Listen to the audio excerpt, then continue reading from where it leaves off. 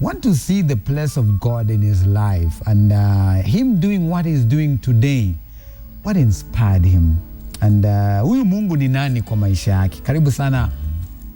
Sijui tukuite Stano, Daktari, Kamau.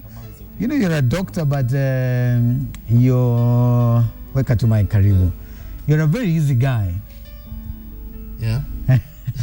Nimeona Kroba akakuita aniaje Stano. Yeah. You know this guy is addressed in different titles wherever he goes. Wherever very he goes, respectable. yeah. So usimuite tu Stano. Kamau is enough. Kamau is enough. Yeah, Kamau is Karibu enough. sana Kamau. Asante. And it's a pleasure to have you. Yeah. On to Kuza.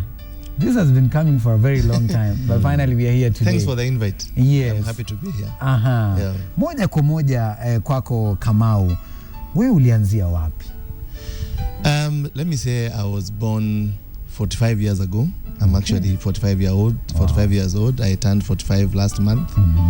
And I was born on 7th of February 1969. Okay. Umekakula? Sana. Si sana lakini. I'm where I'm supposed to be. Yes. So, and I grew up in the village. I went to a primary school. It's called Karunge Primary School. Don't try to Google those names. So you never Where's the pattern? And then we actually sing some of your photos on air. Yeah, and I can tell you when I was in primary school, I had a lot of jiggers. Wow. A lot of jiggers. Wow. And yeah, a lot of jiggers. Wow. And actually, it's even a miracle the way I'm talking today because I used to stammer. I couldn't even talk a word. But I tell people that God knew that one day I'll be championing a cause that needs voice. And that's why, even with a lot of jiggers, I used to stammer a lot.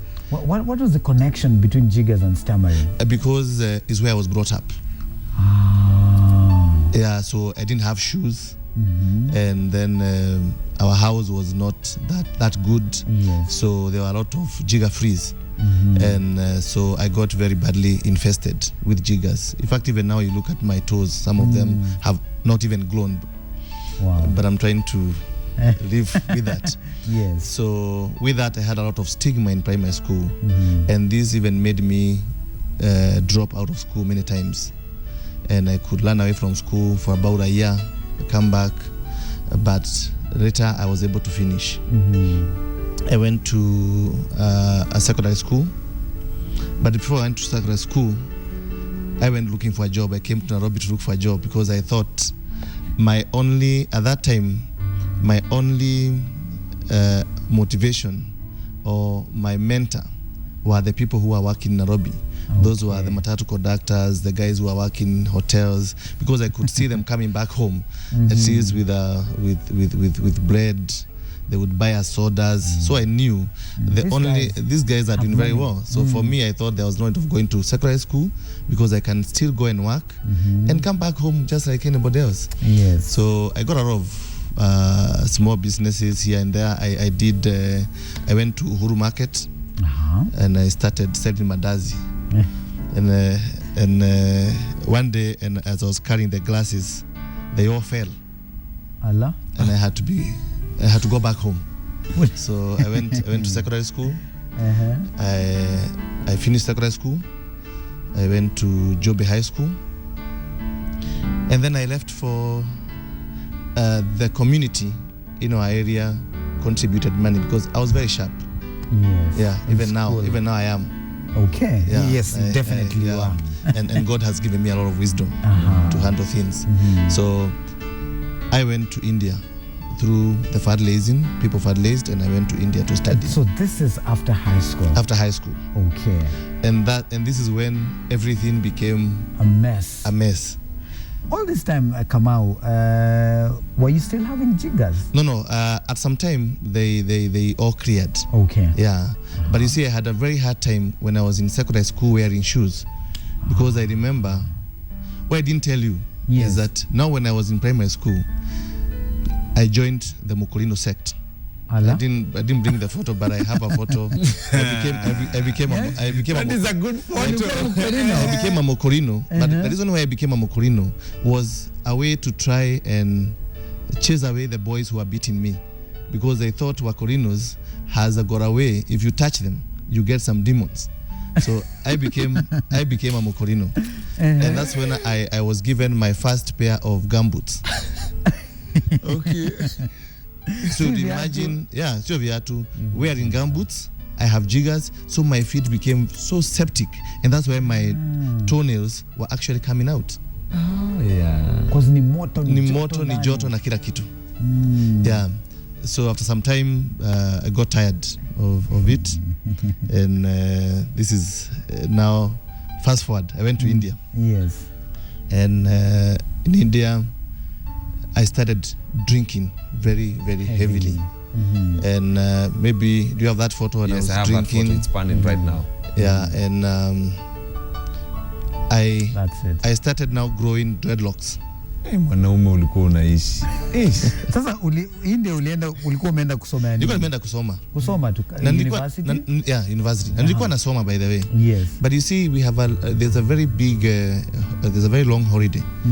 This is when everyone you have got nothing to do, you have got no money, and then you get involved with boys who are from very rich families. You don't have money, so you have to do what they tell you to do. And they tag you along. Yeah, and actually they do. And what happened is that when I started drinking, I started having a lot of accidents. But just before we get to that, Kamau, all this time you get into drinking and you've joined wrong company. Were you ever thinking about your humble beginnings? Let me tell you, life has a way of making you forget where you've come from. And you don't think that people are struggling. You don't think that your family, your parents are struggling to get money for you. Because all that you're seeing, the devil has a way of blocking you. You think the now. You see now. Yes. And he cannot reveal to you the bad things that you're doing. And then, since you have no time even to tell God, thank you for bringing me to India. Yes. There's no connection between God. Zero. You're not discussing anything. There's nothing. Yeah, actually, you don't go to church. You're only drinking, and there's nothing else you're thinking about. And then you don't see far. You think all your frustrations, all your everything that can be done by if you drink. Wow. Yeah. So wewe huyo India unakunywa, then you got involved now in I remember the very few days that I slept. You know how you sleep comfortably? Wow. I used to black out. Many days I never actually decided that I'm going to. You know how you say good night? I don't remember telling anybody good night. Uko. You just black out, wake up in the morning, continue drinking, and it got to a point where I got a very, very bad accident. This day we were with my friends, and we were drinking. We drank so badly, because he was out of a station. We used to call it out of station. He used to be in another university outside where we were. So we started drinking like for a week, because we knew he was going in a week's time. So we would drink, and then on that particular day, when he was leaving, we agreed that we are going to drink and then take him to the bus station. Okay. So we drank, and in the process of drinking, we took a few drugs in between. So we got very high. What kind of drugs? We took a lot of bangi. Okay. And when he was leaving, we decided now he was getting late. It was half an hour to the time he was supposed to be boarding the bus. And I don't remember. We used to have a motorbike. Yes. We used to have a very big motorbike. And we were all riders.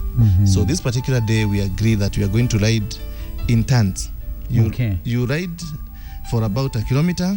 Then someone else we decided to carry the drink. We go drinking. When you ride for a kilometer, the other one comes, rides, you drink, the other one, until we get to the final, the destination. That was so mko watatu kwa pikipiki. Yeah. Huyu akiendesha wewe unakunywa. Unakunywa. Akimaliza yake unakuja mbele. So everyone is getting high Getting as high. you go on. Yeah. So hold it right there, Kamau. We'll be coming back in a short while. Na tutataka kujua hii kukunywa ilienda mpaka destination ama jani yao ilikatikia katikati. Let's not forget who we were. Na Daktari Kamau alikuwa ashasahau kule, ametoka yuko India, mambo yameharibika, akakaa kwa pikipiki Groba. Yani tukunywe tukufe wakiwa watatu wanazungushana wakiwa India. He told us about his story when he was young. Alikuwa na jiggers. I like the place where he was akakuwa mkorino. Yeah. And for the first time akapewa viatu, lakini si viatu vya kawaida. Zilikuwa ni gumboots. Yeah. Sasa anachomeka ndani hivi, makucha inatoka yani. That picture is really funny, eh? For guys who know what jiggers are. DJ Kroba amekulwa na jiggers sana katika maisha yake sana. Ilifika mahali miguu zilikuwa, you don't know gani ni ya right, gani ni ya left, zote ni za left. Lakini hata Mungu amemkomboa, sio? Ni ukweli, amemkomboa kabisa. Yeah, so we are back with Dr. Stanley Kamau on my testimony, sharing about his life testimony and what God has done in his life to the point he is. Lakini ulikuwa unatuambia kuhusu hiyo picha. Hiyo picha DJ Kroba, tupatie hiyo picha tu akiwa amelewa. Hiyo picha, it reminds me of many things. Yes. Because if you look at that photo and you look at me today, you see that you are very small. That was 20 years ago. Oh. And you see I look like 50 years old. Yeah. And I looked very helpless, hopeless, and finished. And many people would not have seen anything good that can come from that person. True. People would only see that this is a hopeless person, somebody who is now dying, and someone who does not need anything. And many people actually ran away from me at that particular time. Instead of guiding me on how to be sober and how to get back to my feet, many would even give me more drinks so that I can continue being the way I was. Wow. But let me tell you, it doesn't matter how you look at a particular time in your life. You can become very smart. True. That picture, if I tell you, would you have imagined that that person would meet the president? Imagine. Wow. Never. Would you imagine that person? Oh. You see, there are so many things that people don't see. You only look at the face value of a person and dismiss them. True. But let me tell you, the things that people dismiss in this life are the things that are very, very helpful. Wow. That's very powerful. Wow. So after I continued drinking, now I was telling you how we were now India. going to the bus station. Yes. But that was the last moment I knew what happened. Us discussing who is going to ride. Now, who was, nani alikuwa mbele? I cannot tell you who did what, because I woke up in hospital in a coma after 2 months. Oh my goodness. And when I woke up, I was told that one of my friends died and was buried. The other one was flown back to Kenya. And today, I support my friend because he became paralyzed. He doesn't remember me because he knew Kamau who had lost us. He knew Kamau who was a drunkard. When I go to him and he turns, I feel and I see God in me. Because I remember the newspapers in India reported 3 Kenyans dead. And what I was told is that when we were taken to the mortuary, because we were taken to the mortuary, you know. But what happened? Was it a head-on? Did you? We don't know anything. I don't remember anything. What I hear my friends saying that we hit a cab on the road. Okay. And we were on a motorcycle. And the reason why they knew it was me is because some of my hair was actually on the spikes of the bike. Yeah. So when we were taken to the mortuary, you know, in India, they don't have the kawaida mortuary. So they put you on a table and they put on you the ice cubes. Wow. So me and the other guy who got paralyzed, we were able to breathe after a day. Otherwise, if we were Muslims, we could have been buried immediately. Oh my goodness. Wow. So after one day, I still have that cutting. I didn't come with it. 3 Kenyans dead. Wow. So you were one day in a mortuary? Yeah, for 2 days. 2 days. Yeah, Quite. because now the other Kenyans were now preparing how to start now having meetings and take our bodies back. But we woke up, and me, I was taken to hospital. I woke up, I was in a coma for 2 months. I broke my hip bone, and I broke my 2 legs. You can see that photo where my 2 legs You are at the tied. hospital. They're being tied at the bed. Yes. Yeah, at the bed. I was actually hanged for almost 3 months. Amazing. Yes, that picture. Yeah, and the worst thing is that after I recovered, I didn't stop drinking. After how long did you get After back to your feet? 6 months. Still in India. Yeah, I stayed for. Your friend has been buried. Yeah, the other one came back Back home. Paralyzed. Yeah, and then at that particular time, I had a lot of withdrawal syndromes because of drinking. And the thing is, where I was not treated for almost a whole month, because the doctors were contemplating, do they want to remove my system? Do they want to clear my system of alcohol? Or do they give me medication? And do they wait until the alcohol in the body is cleared? But my friends refused for me to be drained. So they said that, and you see, the friends are coming to see me, they're also drunk. They're not sober. They're not making any sober decision. So they come and argue, and I used to be told they used to come and argue, and then leave. And you know, Indians don't care much about what you're feeling. But I was in such big pain. Yeah. So I continued drinking even after I came from the hospital, and I got another accident. Oh. You didn't learn. What happened? People should stop taking alcohol drinking or drug abuse as a habit. Yes. It's a disease. It is. Wow. It's a disease. It's not a habit. It's no one would want to get into that pain I went through. You would not imagine it. Yeah. It's not a habit. It was a disease. And then that's when now my friends banned me from drinking. The drunk friends or sober ones? Even the drunk ones, because every time I drink, I had an accident. If not an accident, I used to go and fight them. You were rowdy. I would fight. I would fight anybody when I get drunk. Oh my. So waliona we kama utaenda. So wachana na pombe. And so in 1994 December, after I finished my degree, I decided, let me come back home. And that's when I decided, it dawned on me that I'm actually going back home. Yes. And here I have bad hair. I look so worn out. And the only person I thought about was my mother. How would she find me? If I go to her, how would she react? And she's invested so much. And that's when I decided I'm not going to drink again. Wow. And I took my flight back. I didn't come with anything. I came back after I graduated, and since 1994 December to date, I've never drunk, I've not smoked. Wow. It was a turnaround. Yeah. After you remembered your mother. After I remembered, and I remembered what they have to go through to take me to school. Wow. So this is when now the devil didn't want me to see, but God showed me there's something ahead of you that you have to actually face. Wow. So and that's your mother right there? No, that's my shosho. Oh, that's your shosho. That's my shosho. Okay, so you came back to Kenya? Yeah, I came back to Kenya, and I was here for a few months. I couldn't get a job, but before I went to India, I used to sell bananas at Kenyatta Market. I used to hawk bananas.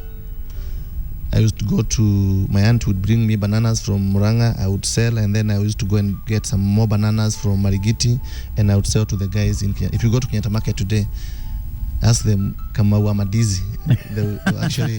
They actually remember me. Wow. Yeah, because even some, I used to sell them for 1 shilling each. Even some guys owed me money. So when I came back, they were able To pay. Yeah. So when I came back, I went back to Kenyatta Market, looking for jobs, nowhere to go. And I found this lady who I used to sell bananas before, and she had started a small real estate company.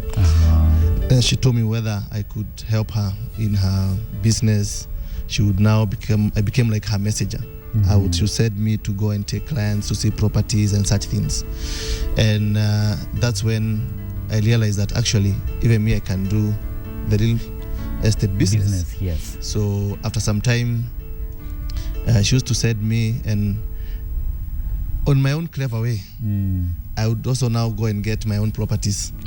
So I got one where I was paid a commission of about, I think, 15,000. Okay. And I asked her now to give me part of her office to do my own business now. Oh, okay. So she gave me a table. I actually bought a dining table from one of the auctioneers and I put it there. And that's how I started. Nikaanza biashara hapo. Wow. And then after some time, there's a friend of mine who had an office upstairs. So I went upstairs and I rented one room, his kitchen. Yes. That's where I would now go, get properties, advertise. But I would now go and wait outside Kenyatta Market. There was a booth. I would use the booth number because I didn't have money for even to put a telephone line. So I would go there and wait for the calls. And then unangoja upigiwe simu kwa booth. Then people used to call because that was the way to do things. That was in 1996. Okay. Yeah, that was the way to do things.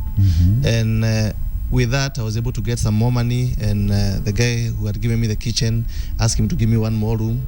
So now I had the kitchen for the receptionist and the one room for the mdosi. So I continued, and after a year or so, before a year was over, I was able to have taken the whole floor of that office. Wow. And my company now picked. So that was the first desk. Yeah, Was that the one you're looking desk? at. that was the first desk. When now I got into that office. Yes. And I started the real estate company, which up to date, that's what I do. That's my major job. I'm a property consultant. Oh, great. And it went and it grew. It gave birth to other companies. I have the real estate company, I have car hire, I have many other businesses that I do, and it all gave back to all that. Wow. And in the year 2000, I realized that God has given me enough, and I decided to go back to the village and give back to the community. So I took my village and I took the churches around there, and I told them I want all the orphans, aged, widowed, to support them. And I started supporting by Easter, Christmas celebrations. And I did that from the year 2000 even to date. I make sure that in our village everyone celebrates Christmas. Yes. There's no one who is so unfortunate not to celebrate. And when I remember where I keep on remembering that God gave me a chance to come back and do something for the people.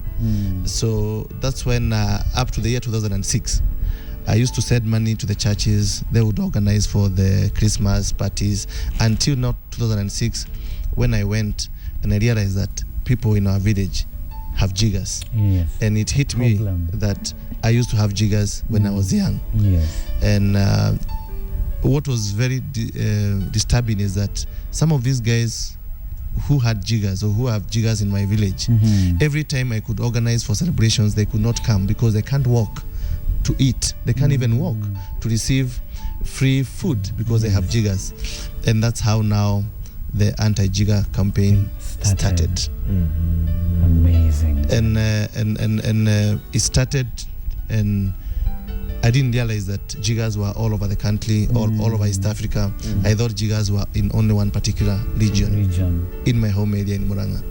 But I've come to realize that it was a major and a bigger problem. And I think why God gave me a chance to be alive today is so that I can be able to help those people with jiggers. Yes. And I gave them a promise that I'll be there for them, and nothing will stop me from helping those people who are Jiga infested. Wow. And also, I gave a promise to God that no one will ever sleep hungry if I know of them. Wow. And no one will go without clothes if I know of them. You can if I don't know of you. Yes. But if I know of you, it doesn't matter. That accident, I could have died. I could have, I don't know where I would be today. Yeah. But what God has given me is not mine. Yes. It's for me to share with his people. Freely you've been given. Yeah, I've been given. And freely you give. I say to people that there's nothing mine. True. Nothing. Wow. I'm only there to use. But it's for us to share with others. Amazing. Yeah. Today we're speaking about human value. Yeah. And our theme verse is Ephesians chapter 5, 1 and 2. Talking about love. And because God loved us. And by the mere fact that you did not die when you were in India, on the motorbike, through all those road accidents you went through, God gave you an opportunity to feed back to society. Every time, Stanley, you see someone who's Jiga infested and someone who cannot walk, someone who's paralyzed, in a way, what comes to your heart at that time? There's I always keep on saying that if you see somebody in a problem, there's somebody somewhere else who is not spreading love. Wow. Because you cannot die because of hunger. By the time you die because of hunger, you must have gone without food for days. True. And yet we have neighbors, we have relatives, and people have actually forgotten, have taken the whole issue of life as their own making. They have forgotten that it's not by what you do. It's God's blessings. It's not because how good you are. It's not because you come here every Sunday True. in the morning. Wow. It's not because you wake up very early in the morning. That's true. No, all that is irrelevant. It's God's will that you are here. True. Tomorrow you may not be here. And I keep on telling people, can we start giving God a reason why we need to live tomorrow? I like that. Can we start giving God a reason why we live tomorrow? Tomorrow. What have you done today that would warrant God to give you an excuse? When you go on your knees every evening and start telling God, forget whatever, give me journey masses to go home, yes. Let me protect me from thugs and all those people. He's going to protect you, yes. But what are you going to do tomorrow to make sure that he protects you again? Today you cannot annoy the people you work with. You start abusing everybody and ask God in the evening to give you another chance tomorrow. You won't live. So you're saying it's by God's grace. Yes, God takes two people in this world. The people who have finished his work and those who can destroy his work. Okay. Yeah. You are either of those two. You either have finished his work or you can destroy God's work. You have to go. Yeah. Because you cannot be the blockage to what God wants to do. And then when you finish his work, you can go. I keep on telling people, when you give back to the community, you don't fear some things. True. Like when I started doing the anti-Jiga campaign, I got a lot of threats, but I never reported any of those threats to the police station. I told God, your soul has been threatened. Yes. And that's all. Don't lash to the police station saying you've been threatened. No. It's God who protects you. Yeah. When I started, there was a lot of negative things. People would chase you away. But I was very weak. I was a no one. But I told God, it's yours. This for a good cause. Hold my hand. It belongs all to the way. you. It belongs to you. Me, I'm just one of the army men in your troop. Wow. Yeah, protect me. And he did. True. And every day I can tell you, I see the hand of God in my life. I never struggle to do things. True. And you know what God says? If you do my work. I never thought I would get, from the year 2006 to date, every weekend I go to the communities. I've gone all over this country to almost every village, helping people who are Jiga infested, disabled, and those who are hungry. And one thing I know is that when you do God's work, God will do your work. You don't need to look for time to come to work. Because when you do his work, he will do your work. He will sort you out. I don't know. My company's work. And I'm not there every time to look at what's been done. Happening. But I see things working, and it's every growing. day they are working. Wow. Every time I see myself buying new things, but not because I'm working so hard. I'm doing God's work. Wow. So let's give God a reason why we need to live tomorrow. And let's not be like and I say this and people don't like it when I say this. I say, if you have no urge to help a needy person, you should never worry about dying, because you died long time ago. Let's not be operating dead bodies and we are alive. It's not good at all. Yeah. Wow. Thank you, Kamau. That's really inspiring. Thank you very much. You're welcome. I want you to look into that camera. And in a few seconds, I want you to encourage someone out there. There are people who are watching you today, and most of those people are desperate. Being a gospel program, you have spoken heavily on the importance of God being part of this. And there are people who are desperate, but there are also people out there who God has blessed, but they don't see the need of being a blessing to others and loving others. Our prayer every day is that even myself, when the day I will go, I will leave a legacy, and people will say, this was a man who loved God but also loved men and helped men. So just an encouragement to both, those people, those who are desperate, needing help, but those who are somewhere, and them to take a step and be of help. One thing I would like to tell you who is watching is that wealth is not how much money you have in your pocket. Wealth is not about how many buildings you have. Wealth is about how many lives you have touched. And in this world, there's no rich, there's no poor person. God has got a reason for all of us. Men may not see what you are doing. Men may not appreciate you. But let me tell you, God appreciates all of us, and God has got a purpose for where we are. And I can tell you, even for those who are suffering, the Bible says that whatever you are going through, it's not anything new. People have gone through it, and God has got a reason why you are going through what you are going through. And He has a reason, and He has got a solution for your problems. Wow. Thank you. Thank you. Thank you very much. God bless you. Nitakuita kwetu ukuje. Kuna pia a lot of jiggers, kama one day hata mimi nilikuwa natembea hivyo. Nilikuwa nimechomeka. Tulikuwa tunaita quarter past and quarter to and quarter past. Oh my goodness. Yeah. Okay. Thank you.